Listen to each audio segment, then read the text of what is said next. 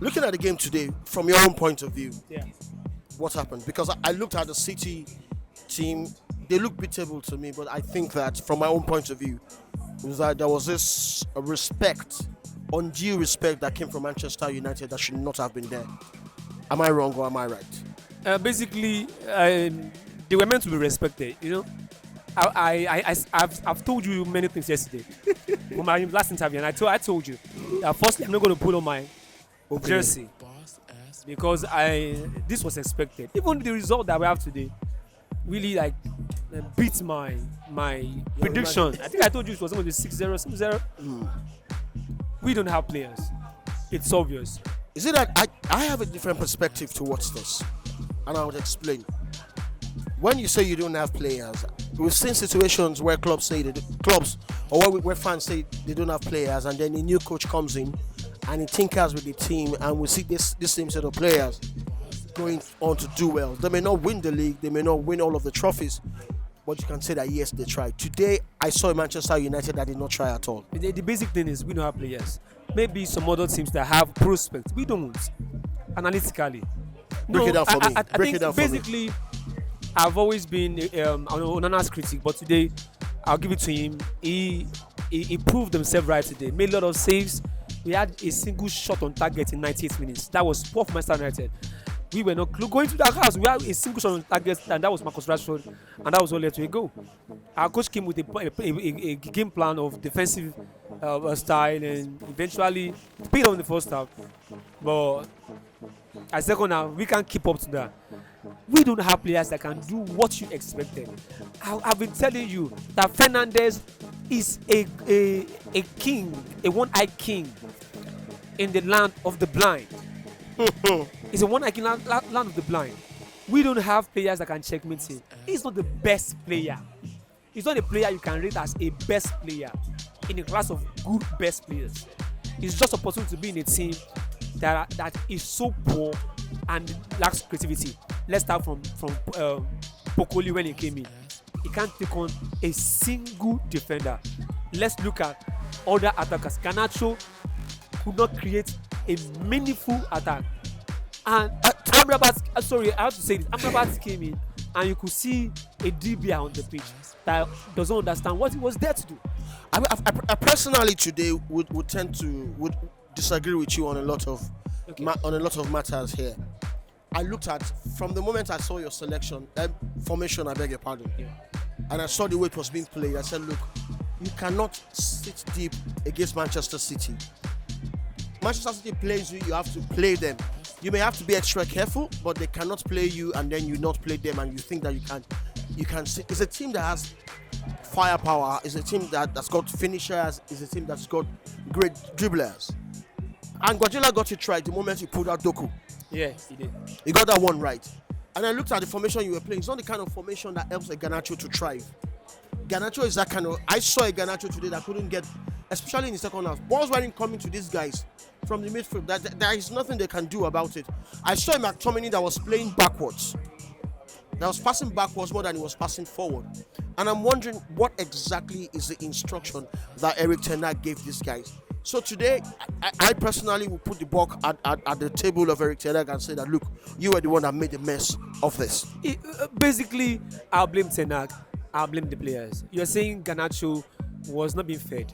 I saw a Garnacho that was always at the back line of the opponents. He was just outplaced. As bad as game was, Rashford was getting some balls himself. Even with the mistakes he made today, he could have converted the second goal. He missed the ball.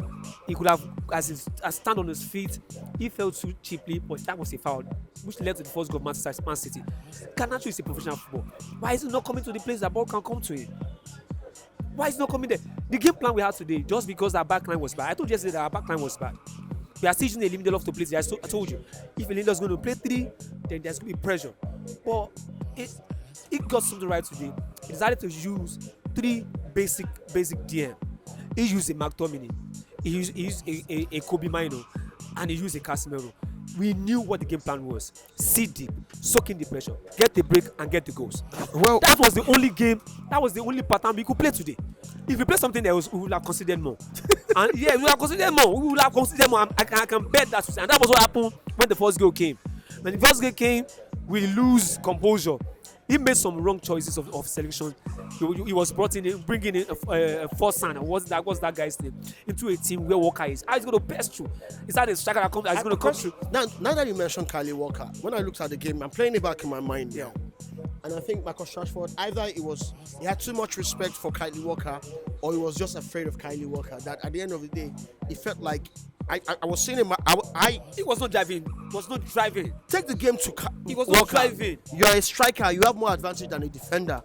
If you drive your ball to him, you can get some fouls. Not the one that you're looking for, cheap fouls here and there. That looked cheap, but I will tell you that was a foul also.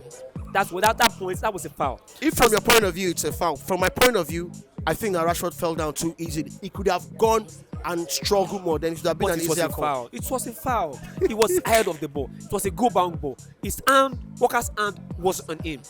But it was soft. Soft or not, but that was a foul. That was a foul. Well, we could debate. We could go on and debate that. I really felt bad today. I felt bad because they came with a game plan and they could have just see it through. A draw, I was expecting, if they could have survived the first half, I was not expecting us to win, but I was thinking we could go home with at least a shared point. Okay, between you and I now, we have there are about 11 more matches to go. Yeah.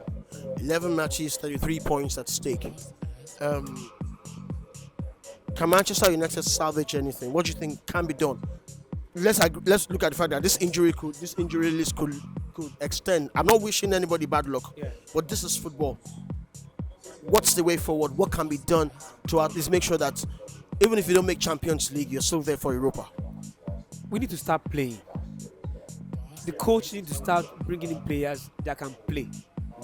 We had an Ahmad on the bench.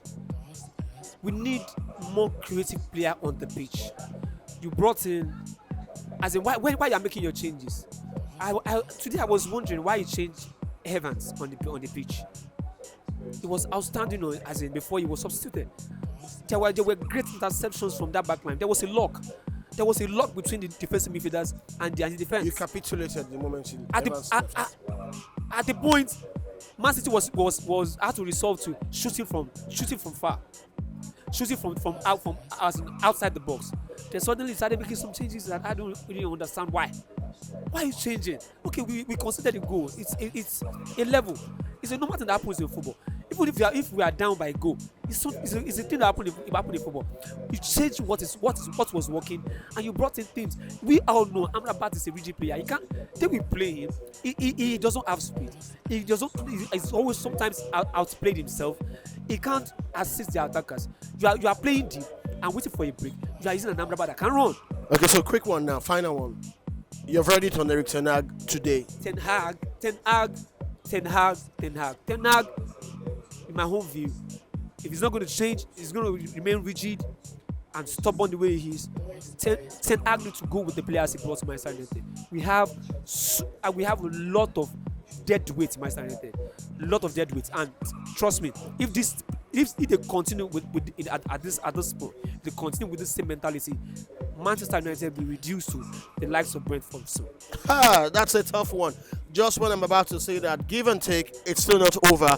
That the hope for Europe for Manchester United is not over. At least if it is not the Champions League, it will surely be the Europa League. That is if somehow, some way, Erik Ten Hag is able to put things in motion, get his act together, and then make Manchester United win some games. But for now, Wembley. Manchester is blue for now. It's blue. I'm not feeling bad. This was expected. Your noisy neighbors can go and play their loud music, No problem. The Chelsea fans are out there. They want to tear my shirt. I'm ready. So in case you don't see this clothes anymore,